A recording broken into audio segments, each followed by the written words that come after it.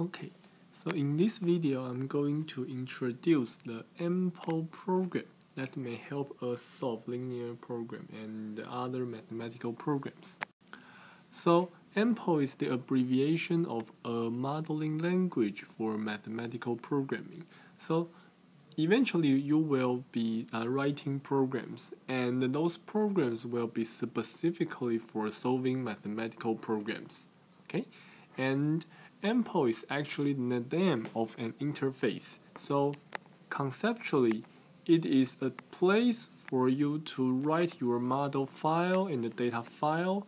You put them together and load a so-called solver that can be used to solve your program and eventually generate a solution. Okay, so solver is a kind of solving engines, and there we have the algorithms implemented like the simplex method or whatever, and those algorithms will be invoked for us to input our model and the data and then get a solution. Okay, so Empo is a place or interface that integrating all of them. So there is an official website for Empo, so you may take a look and get a lot of useful information. If you want to download a size-limited student version, there is one. Okay, and today we're going to do some introduction that is based on the Microsoft Windows version. You will see that even if you are using a Mac, the way to write the model file and the data file is still the same as what we're going to introduce. So the syntax is the same. Okay, and for those instructions to invoke solvers and load model and data files is pretty much the same. So the only difference is on user interface. So for that, please take a look at a separate document that is supplied on the course website.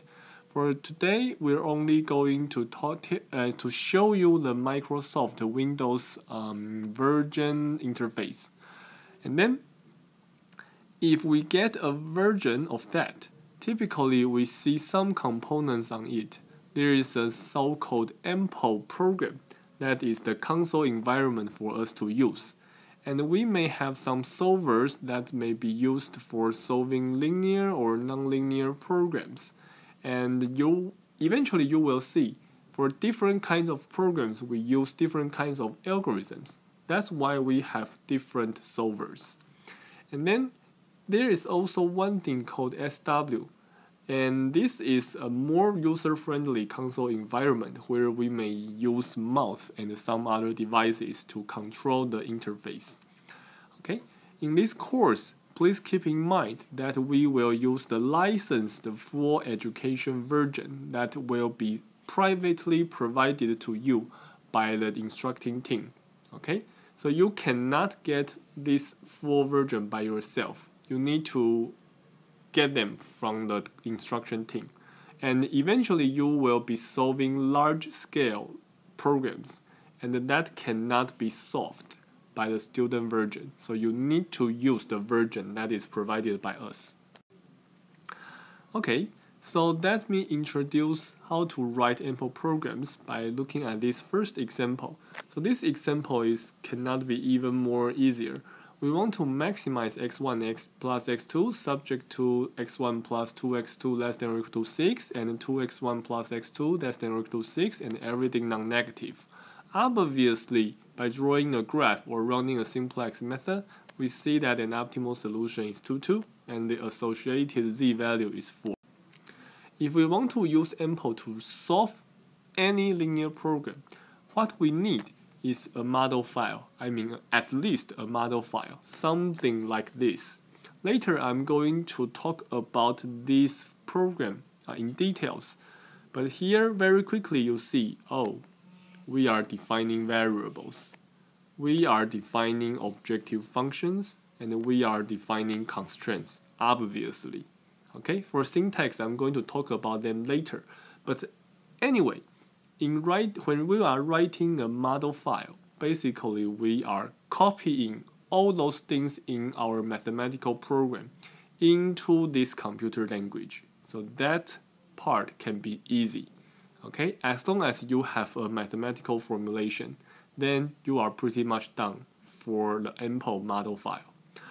Okay, I'm going to put this code into a plain text file and call it eg1.mod and save this program in a program folder. And then let's see how to do that. So inside my Windows, I'm going to create a folder, call it program, and put eg1.mod into it. You may of course use another name or put them somewhere else, but then you need to know what you are doing to locate your file. And then I will double click on SW to open that console environment. And then in the console environment, I'm going to type Empo so that I can enter the Empo environment. And then I'm going to type option solver Cplex. That means I want to select Cplex as my solver so that I can use the simplex method to solve my problem. And then I want to load my model file by typing model space program / eg1.mod. Okay, that means I want to load that model file. And then if there's no error message when I load the model file, I will do solve. That means I want to get an optimal solution. And then we see some statements here, blah, blah, blah, and it tells us that, okay, we get an optimal solution whose objective value is 4, and some other information that we don't care. Okay, then we may do something else. If we want to see the optimal solution, we type display, and after that display statement, we put our variable names. And then it tells us that x1 is 2 and x2 is 2, which is great, right? So this allows us to see the objective value and the optimal solution. Alright, so now let's talk about the codes more in more details. So these are obviously defining variables. We use the keyword var to define variables, and then we have variable x1 and variable x2. After each statement, we need to end that statement with a semicolon, okay? Semicolon, just like C, C++, Java, or some other kinds of programming language. And then we use the keyword maximize or minimize to define an objective function. Here, we need to give a name to our objective function. For example, I call it profit. And then I put a column here to tell Empo that, okay, after the column, I want to define my objective function according to the variables I defined. Okay, and after that, a semicolon.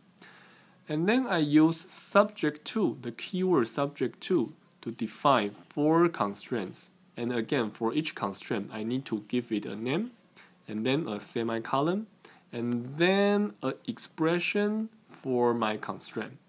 And you can see here, this is indeed x1 plus 2 times x2, less than or equal to 6, etc. Okay, so that's pretty much all we need to know for this particular example for the model file. Okay, so there are of course something you need to keep in mind. You know they are reserved words, so you cannot use them for other purpose. You need to give all the constraints and the objective function distinct names, and these names will really be used sometime later in this semester. Do not forget those columns and semicolons, so be careful. And you may use this sign to write comments like here, like here, like here, like here. These comments will be ignored when Empo compiles your program, and that allows you to keep in mind what you are doing. So if we want, we may modify the program for a while, and then let's see how about this. I'm going to modify this particular coefficient from 2 to 3, and then I save the file, and then go back to the console mode, and type reset. That's going to remove the old models that I loaded. And then I load it again, and then I solve, and then I display.